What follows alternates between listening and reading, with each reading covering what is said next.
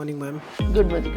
Ma'am, मैंने आपकी team को बहुत अच्छे से ऑब्जर्व किया है, तो मैंने ये पाया है कि आपकी टीम के जो खिलाड़ी हैं, मतलब जिनको आप टारगेट करते हैं या जिनको फोकस करते हैं, वो ज़्यादातर वो महिलाएं हैं जो उम्र के इस पड़ाव पर आ चुकी हैं कि वो पूरी तरह से सेटल्ड है, उनके बच्चे भी बहुत अच्छे से कमा रहे हैं, उनके हस्बैंड भी अर्निंग कर रहे हैं।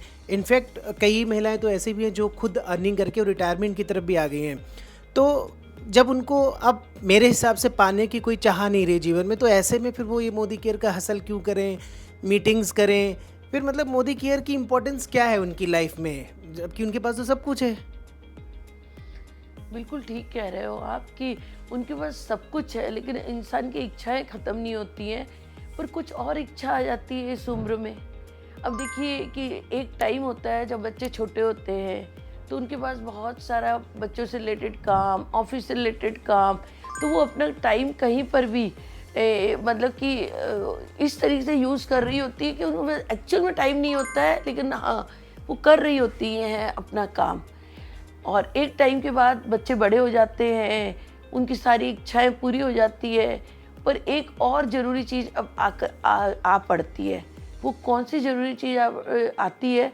मुझे लगता है कि एक इंसान को है ना, एक सोशल सर्कल तो चाहिए रहता है, कुछ चाहिए रहता है जिसके साथ वो वक्त गुजारे।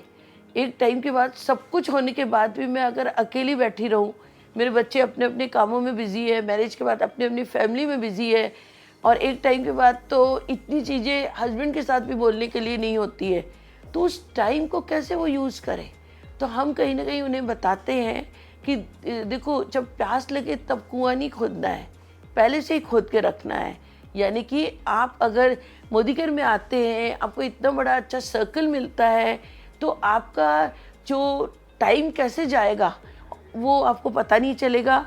और जो इच्छा आपकी पहले थी, जो बच्चे छोटे जब थे आप नहीं कर पाए उनको पूरी, यहाँ आकर के हमारी फैमिली में रह कर के वो अपनी इच्छा को पूरा कर सकते हो, और साथ ही हम सबके साथ रह कर के आप लाइफ को एंजॉय कर सकते हो, रस भर सकते हो उसमें।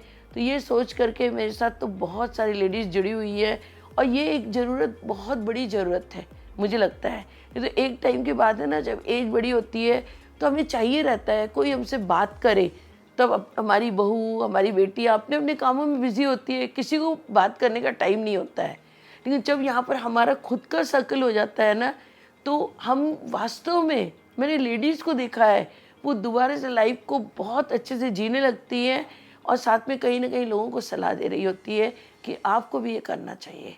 और पता है और क्या कहती है कि मैडम, आप अगर सच में सच बता रही हो, आप हमें उससे पहले अगर मिलती ना तो ज़्यादा अच्छा होता, क्योंकि हम जो है और ज़्यादा अपनी लाइफ को एंजॉय कर पाते। हमारे तो अभी लाइफ के कुछ ही ईयर्स बचे हैं, तब तो और ज़्यादा बचे हुए रहते। मतलब मोदी केयर पैसे के साथ साथ अकेलेपन से होने वाला जो डिप्रेशन है उसका बहुत बड़ा इलाज है। बिल्कुल।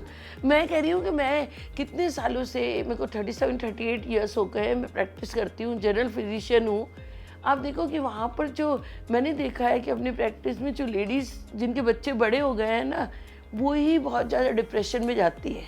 तो मैं तो कहूँगी ये मोदी केयर है ना, उनके डिप्रेशन का इलाज है। ये आई थिंक पैसे से भी बड़ी चीज़ है, जो कि बहुत बड़ी चीज़। शायद कहीं अब भी नहीं देखिए सब लोग कितना एंजॉय कर रहे हैं यहाँ पर, आप किसी से भी पूछ लीजिए।